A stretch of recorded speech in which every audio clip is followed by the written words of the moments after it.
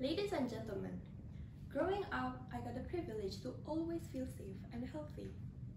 Because whenever something bad happens to me, my parents will always be there and they always told me that everything is going to be alright. And when I was sick, they'll took me to the hospitals. I remember when I was a child, I visited the hospitals and I saw a family crying. So I asked my dad, why are they crying? He told me, unfortunately, they didn't have enough money to pay for their medical bills. He also told me that not everyone is fortunate enough to afford it. I thought that everyone could get the same treatment. I always thought that everyone could get help. But as I grew up, I learned the horrible truth. Not everyone has the same access to the same treatment. And it is unfair. Why isn't the government doing anything about this? But thankfully, things changed for the better.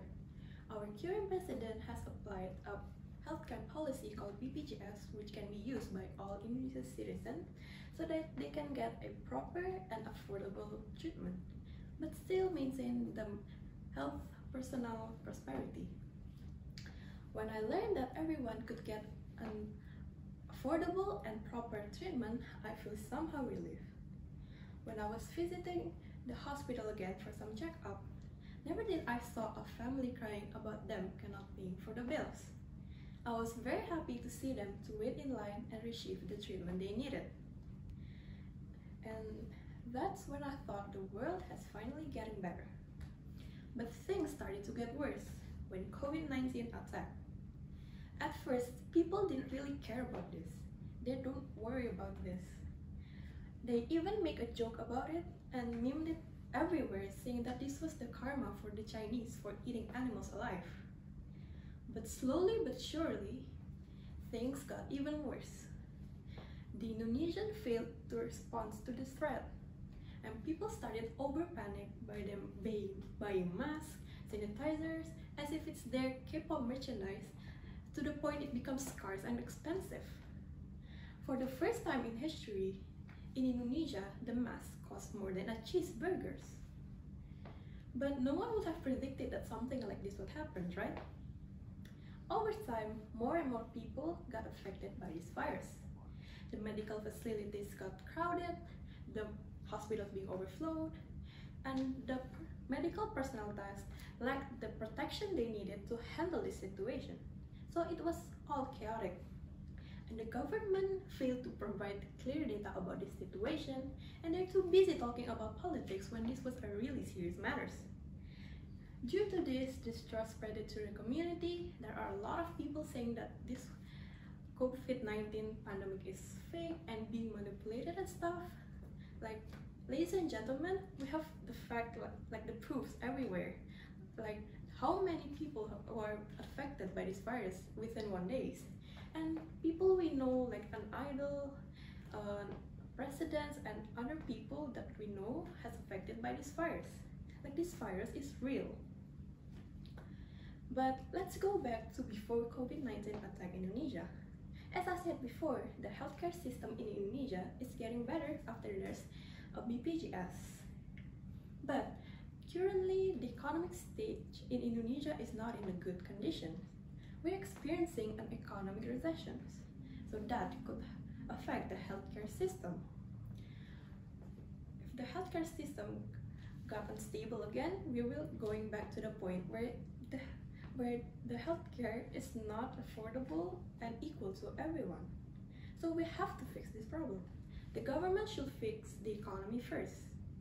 The government could work on the sectors that could have the economic growth, such as the tourism sectors, the trade sectors, and many more. I know in time like this, our health is the top priority, but what would happen if the economy in Indonesia is plummeted? What do you think would happen if Indonesia continued having a recession? The citizens will suffer more. It will cause a new problem, such as high level of crimes, poverty, as well as unemployment. And the state debt is getting higher and higher to the point the government can finance its people. So the government decided to apply new normal, and I think it's very effective for both the economic growth and to decrease the case in Indonesia. Whereas the one was still operating is the sector that could help the economy growth. So, two aspects, the economy and the healthcare system, could go hand in hand without sacrificing other aspects. But you have to keep in mind to keep paying attention to the health protocols, because that's the main problem here. People have the wrong idea about new normals, and that's the main reason the case is getting increased.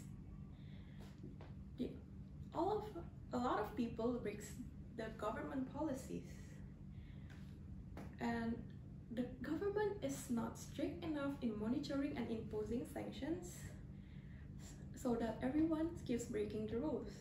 But even so, the government has applied a sanction for those who break the rules, such as fines that has been collected over hundreds of millions.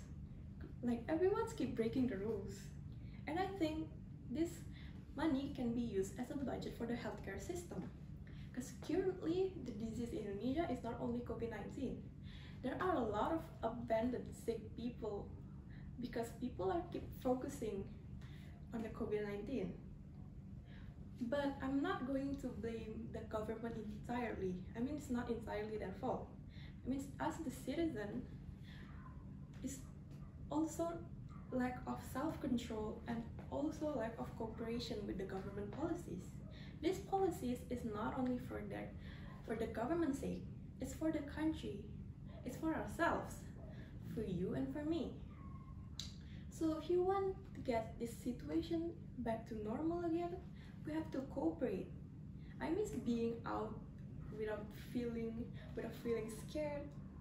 I want to go out and just enjoying everything. So we have to cooperate so that people could feel safe and healthy again.